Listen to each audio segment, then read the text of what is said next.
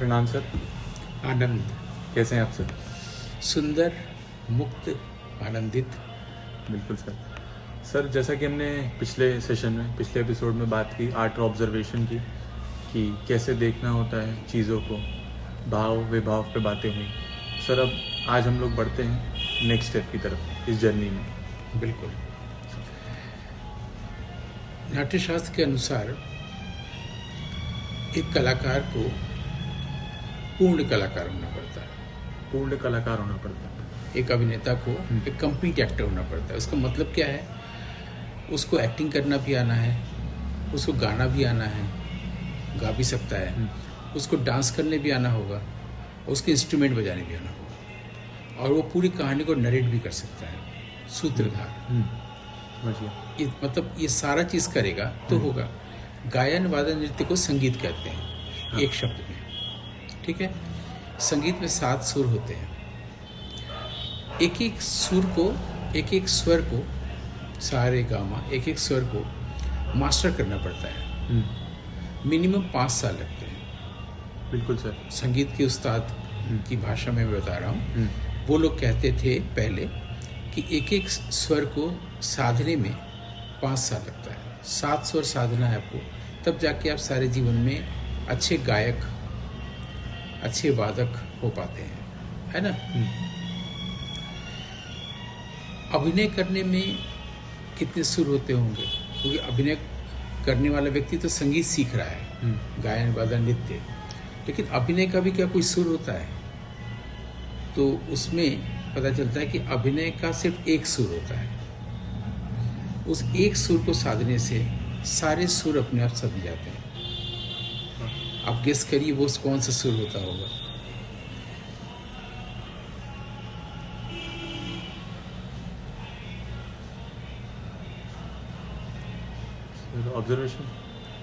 Observation जो कर रहा है वो कौन है? माने किसके जरिए वो ऑब्जर्वेशन कर रहा है? आँख के जरिए कर रहा है कि कान के जरिए? किस चीज़ के जरिए कर रहा है? उसके पास इंस्ट्रूमेंट क्या ऑब्जर्व करने का? सर ऐसे देखा जाए तो माइंड है। यानी आँख नहीं है ना, माइंड है। और माइंड में ही दुख, सुख, गुस्सा, घृणा सब भरा हुआ है, प्रेम सब भरा हुआ है। उसी का तो डिपिक्शन होता है ड्रामा में। बिल्कुल सर। यानी माइंड को साधने से सब हो सकता है। क्या बात है, हाँ। है ना। यानी माइंड ही वो एक सुर है जहाँ पर सुर को लगना होता है, सुर लगना। तो हम लोग ये कह सकते हैं कि वहाँ पर सब है ही पहले से, गुस्सा भी है, घृणा भी है, सब कुछ है। तो जब ड्रामा करना होगा तो सबको बाहर निकाल देंगे। तो क्या इतना करने से वो ड्रामा हो जाएगा?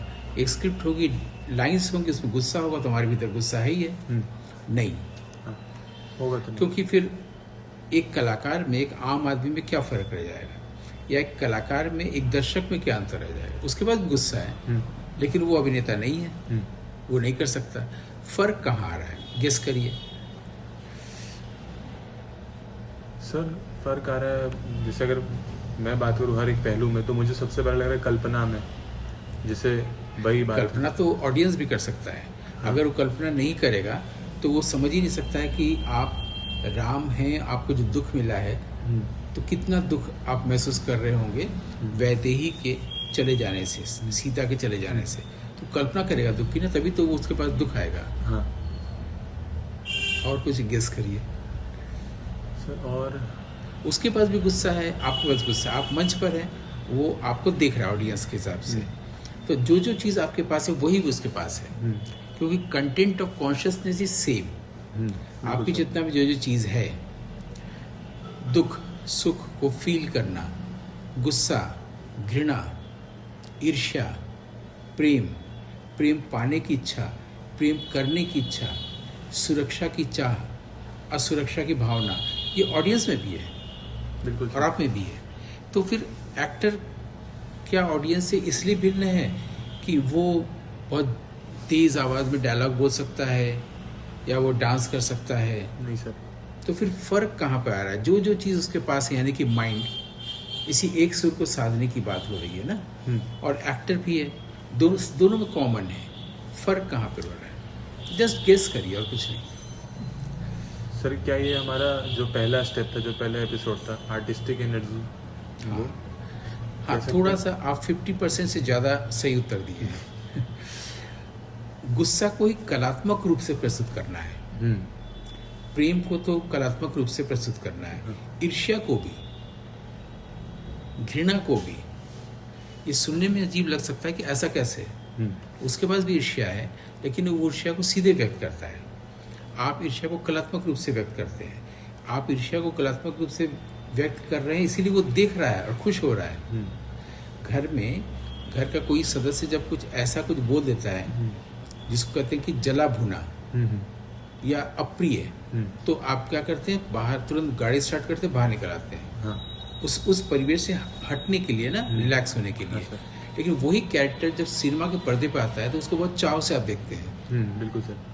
तो यहाँ पर क्यों आप हट गए थे, वहाँ पर क्यों देख रहे हैं? क्योंकि वहाँ पर कलात्मक रूप से उसी चीज़ को पेश किया है। हाँ, अगर वो आपको डायरेक्ट बोले बिना कलात्मक रूप से, तो आप हॉल से भी बाहर निकल आएंगे बिल्कुल।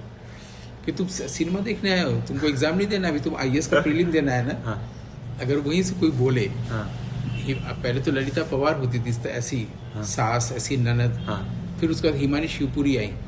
वो अगर अपना रोल छोड़ के सीधे आपको बोलने लगे कि तुम कितने घृणित व्यक्ति हो या कुछ भी, तो आपको बुरा लगेगा, आप हॉल से बाहर आ जाओ, सबके सामने बेइज्जती हो जा रही है। इसका मतलब ईर्ष्या एक्टर के पास भी है, ईर्ष्या ऑडियंस के पास भी है। ऑडियंस ईर्ष्या का कुछ ऐसा रूप देखना चाहता है, वो कहानी में ईर्ष्या को नहीं देखना चाहता है। उसको पता ही नहीं है कि उसको क्यों अच्छा लग रहा है, वो क्यों ईर्ष्या घृणा देख रहा है, क्यों पूरे देश के लोग मारपीट देखने जाते हैं सिनेमा में। मारपीट किसी को भी पसंद नहीं है। वो घर में आराम से बैठ के कुछ खाते हुए, जाड़े में चूड़ा मटर खाते हुए, हाँ। साउथ इंडियन फिल्म देख रहा है जहाँ मारपीट हो रही है। बिल्कुल सर। ऐसा वो सड़क पर ही करता। हाँ, ऐसे ही एक बार जब उनसे पूछा गया था कादर खान साहब से कि फिल्म का असर होता है तो बुरी चीज़ें क्यों दिखाई जाती हैं, बोला बिल्कुल नहीं असर होता है। उन्होंने कहा था क्योंकि अगर 5 गुंडों को अमिताभ बच्चन अकेले पीट रहा है, आपने कहीं सड़क पर देखा है ऐसा होते हुए? कहाँ असर होता है? अगर होता तो फिर आप बहादुर हो जाते। कितना अच्छा तर्क है। हाँ, उसी तरीके से हर चीज़ को आर्टिस्टिक बनाना ही माइंड को सुर में लाना है। हाँ, तो अगर सुर लग गया तो आप एक्टर हैं।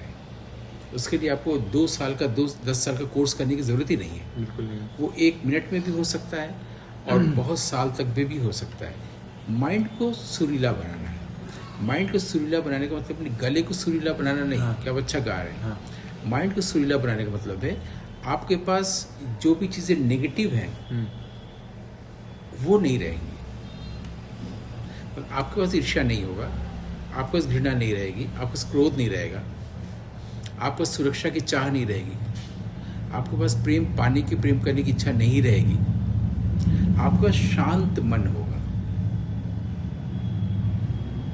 आपका शांत मन होगा तो फिर ये प्रश्न आ सकता है कि फिर ईर्ष्या को पोर्ट्रे कैसे करेंगे? हाँ सर। आप जानते हैं ईर्ष्या को, अब आप जीते नहीं है ईर्ष्या को। अब जानते हैं खाली। इतना ही बहुत है ना हाँ, कि ईर्ष्या बहुत क्या है। होती है, लेकिन आपके मन से नहीं है। अब ये जो शांत मन है, इसको हमारे यहाँ भरत मुनि के नाट्यशास्त्री कमेंट्री करते हुए एक बहुत बड़े ऋषि ने कहा था, शांत रस।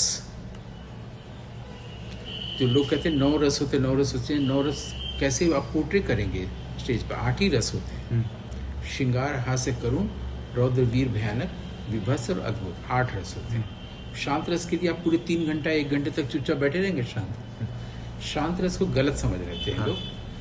एक्टर भी नहीं समझता और टीचर्स भी समझा नहीं पाते। वो उनको बोलना चाहिए 8 रस होते हैं, इनका पोर्ट्रेयल होता है, लेकिन 9 रस के बिना आप 8 रस नहीं दिखा सकते। जैसे आकाश नहीं होगा, बादल बनेंगे कहाँ पर? बिल्कुल सर। तो आकाश होगा तो बादल बनेंगे और बरसेंगे ना। तो शांत रस होगा तो ईर्ष्या बनेगा, बरसेगा, क्रोध बनेगा, बरसेगा, प्रेम बनेगा, बरसेगा। तो ये जो 8 रंग हैं, इसको ऑक्टेव भी कह सकते हैं। संगीत में 7 स्वर होते हैं, अभिनय में 8 भाव होते हैं, स्थायी भाव, परमानेंट इमोशंस होते हैं, 8 रस होते हैं।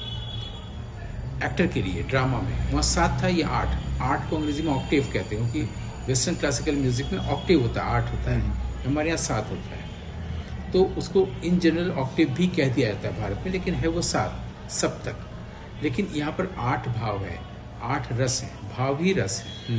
तो 8 भाव जो हैं उस 8 को ट्यून्ड करने के लिए आपको एक जगह पर आना पड़ेगा, वो है कि शांत मन की प्रतिष्ठा करनी पड़ेगी।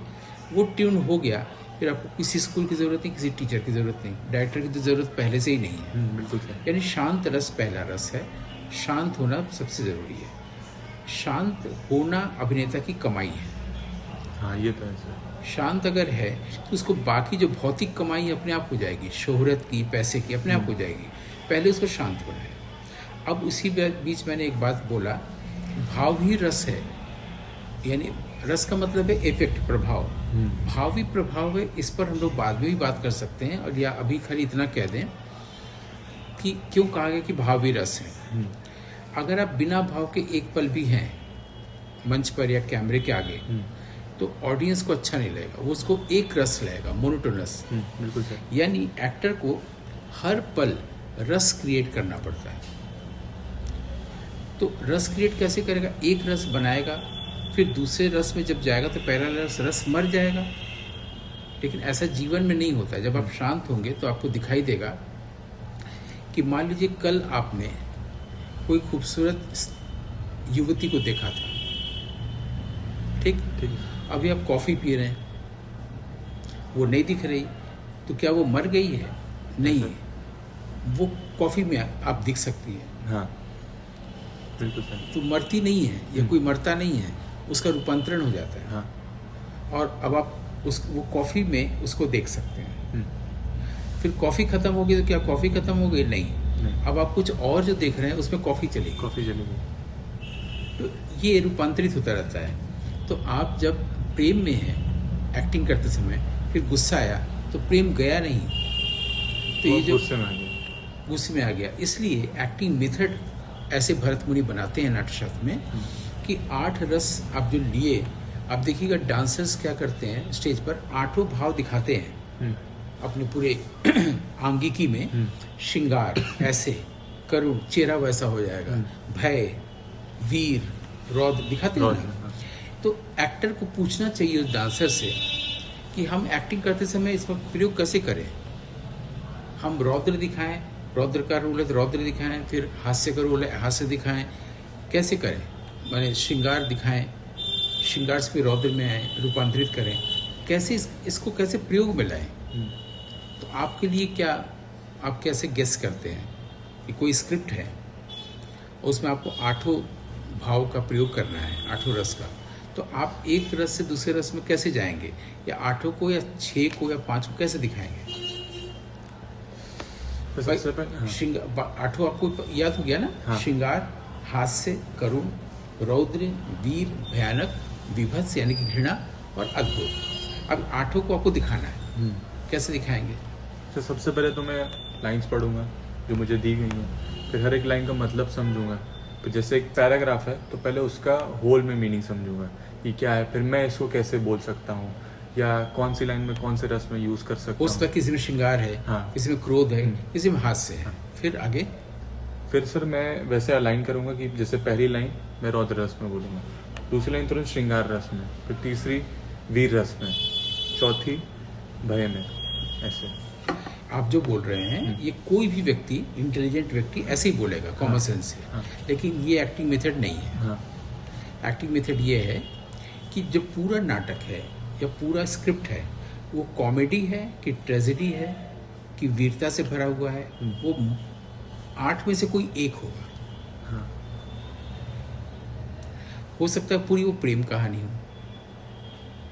बिल्कुल सर। तो आपके मन में प्रश्न आएगा ना, क्रोध, ईर्ष्या, घृणा कहाँ गया? अभी आएगा। प्रेम में अगर आप हैं तो प्रेम में होते हुए आपको क्रोधित होना है। अब ये नया ऑब्जर्वेशन शुरू होगा। यानी आप अपनी गर्लफ्रेंड का वेट कर रहे हैं या गर्लफ्रेंड के साथ बैठे हैं और आप प्रेम से कुछ बात करना चाह रहे हैं, वहाँ पर एक असभ्य लड़का आके कुछ ऐसा कर रहा है जिससे आपको क्रोध आए। हाँ। तो आप वहाँ पर बिना प्रेम वाला क्रोध जो करते वो नहीं करेंगे। आप प्रेम में रहते हुए क्रोध करेंगे, और ये भी परवाह रहेगी कि आप अपनी गर्लफ्रेंड के सामने थोड़ा सभ्य भी दिखे। हाँ। और आपकी पूरी भाषा, पूरी जेस्चर बदल चुकी रहेगी। बिल्कुल सर। यानी प्रेम में घृणा करनी है। एकदम कठिन चीज़ आ गई ना, एक नई चीज़, हाँ सर। ये अभी तक सुनी नहीं गई दुनिया में, ये सुनी गई है नाट्य शास्त्र में, कि आपको प्रेम कंटिन्यू करना है क्योंकि प्रेम कहानी है। प्रेम में घृणा करनी है, प्रेम में गुस्सा करना है, क्योंकि जीवन में ऐसा होता है। बिल्कुल सर। आप कुछ अच्छे से किसी बात करना चाह रहे हैं, कोई डिस्टर्ब कर रहा है, आपको लगा कि ये बहुत अच्छा मौका है, उससे मुलाकात हुई, मैं सुंदर अच्छे से इसको बात करूं, अपने दिल की बात कहूं, उसी समय एक मोटरसाइकिल वाला आ रहा है, बहुत तेज बजा रहा है। बिल्कुल सर। तो आप उस पर उस तरह से गुस्सा नहीं करेंगे जिससे से बिना प्रेम के करते। हाँ। उसी तरह से पूरी कहानी में सिर्फ युद्ध है, और युद्ध की वीरता के साथ आपको प्रेम भी करना है। बिल्कुल दूसरा। बिल्कुल। तो एक्टिंग मेथड ये है कि इसमें से कोई एक प्रधान रस होता है जिसमें बाकी आठों को पोर्ट्रे करना होता है। माने 8 में से कोई एक प्रधान रस होगा, बाकी 7 को करना होता है। समझ गया सर। मतलब उस एक रस को हमें लेके चलना हमेशा। जैसे आपने वो एग्जांपल दिया कि जैसे कोई सुंदर युवती बैठी है और मैं कॉफ़ी पी रहा हूँ, तो कॉफ़ी उस टाइम मान सकते हैं उसके साथ आपका संबंध भी है। हाँ। आपके साथ अच्छा है, और आपको जब व्यक्त करने जा रहे हैं, तो कॉफ़ी मान लेते भाव हो गया। अब मैं कॉफ़ी पीऊँगा तो भी वो युवती मेरे दिमाग में है और मेरे साथ है, वो दिखेंगे भी मेरे बिहेवियर में, बॉडी लैंग्वेज में, सारी चीज़ों में। अब मैं कॉफ़ी के बाद कॉफ़ी रख भी दिया, फिर बात करने लगा, तो फिर भी वो चीज़ कैरी होगी। ये तो हो गया। हाँ। लेकिन वहीं पर गुस्सा भी आ गया। हाँ सर। तो गुस्सा प्रेम के अनुसार व्यक्त होगा। हाँ, जैसे सर कॉफ़ी में मेरे मक्खी पड़ गई, या कॉफ़ी आपके ऐसे पैंट पर गिर गई जो आपको बहुत पसंद है, लाइट कलर का। हाँ, तो मैं एक बार ध्यान दूंगा कि तो गुस्सा आएगा। हाँ। लेकिन वो फिर प्रेम में बह के आएगा। हाँ, बिल्कुल सर। ठीक वैसे ही गुस्से में आप हैं, हाँ, और उसमें कोई प्रिय चीज़ आएगी तो उस पर भी समान रूप से गुस्सा करता है। हटा जाओ हमारे सामने से भी, बिल्कुल। क्योंकि आप गुस्से में हैं तो अपने प्रिय चीज़ पर भी गुस्सा करते हैं। हाँ। ये ऑब्जर्वेशन है। और कल जो हम लोग ऑब्जर्वेशन पिछले एपिसोड में किए थे, अब ऑब्जर्वेशन का टोन बदल गया। तो होता क्या है, सभी चीज़ें होती हैं, सभी चीज़ में सभी चीज़ें होती हैं ज़िंदगी में। Everything is in everything. जिसमें जिस चीज़ की प्रधानता होती है उससे उसका नाम पड़ता है। जैसे पृथ्वी में आकाश भी है, पृथ्वी में अग्नि भी है, लेकिन उसमें पृथ्वी तत्व ज़्यादा होने के कारण उसको पृथ्वी कहा गया है। बिल्कुल सर। उसी तरह से हमें स्त्री भी है, लेकिन पुरुष तत्व की प्रधानता होने के कारण पुरुष कहा गया है। वैसे ही स्क्रिप्ट में किसी एक रस की प्रधानता होती है। हम कोई फिल्म देखना चाहते हैं, ये कॉमेडी फिल्म है, जाते हैं ना, तो आपको कॉमेडी में ही गुस्सा करना है, कॉमेडी में ही विलेन होना है, कॉमेडी में ही बदला लेना है, ताकि उससे भी हास्य पैदा होता है ना। बिल्कुल सर। तो क्लियर हो गया ना कि 8 में से किसी एक तत्व को आप लेंगे, वो 4 लाइन के स्क्रिप्ट में एक को ले लीजिए प्रैक्टिस करने के लिए, कि आप उसमें प्रेम को ले लीजिए। क्योंकि आप किसी युवती से वो डायलॉग कह रहे हैं, मान लीजिए अंगीरा का, तो मोइस अंगीरा से जुड़ना है, प्रेम का भाव है, लेकिन गुस्सा भी आया है। हाँ। गुस्से को कहना है, लेकिन ध्यान हमेशा है कि प्रेम समाप्त न हो जाए। हाँ, बिल्कुल। विषय कैसा लगा? बहुत अच्छा था सर, बहुत अच्छा था। एक एक्टिंग मेथड आज हम लोगों ने डिस्कस किया।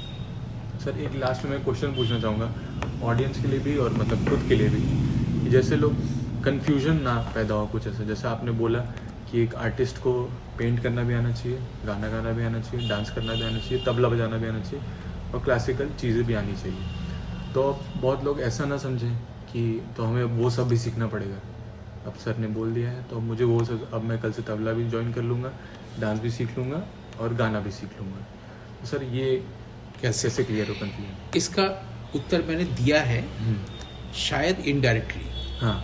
कि अगर आप एक सुर को साध ले, मन को, तो आपको तबला नहीं सीखना होगा, गिटार नहीं सीखना होगा, गाना नहीं सीखना होगा। बिल्कुल सर। जब जिस चीज़ की ज़रूरत होगी तब वो चीज़ अपने आप सीखना हो जाएगा। हाँ, उसकी उत्पत्ति हो जाएगी उस समय। क्योंकि जब तक आपने सुर नहीं साधा है, मन को नहीं साधा है, तब तक आपके अंदर ये भाव कि मैं कर रहा हूँ। हाँ। जब आपने मन को साध लिया है तो ईश्वर तो इन सबसे ही बड़ा है ना। बिल्कुल सर। वो सबसे बड़ा एक्टर है। हाँ, तो खुद ही आपसे करवा लेगा।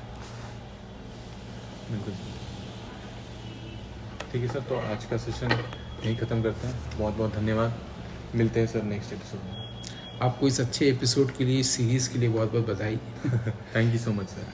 वेलकम।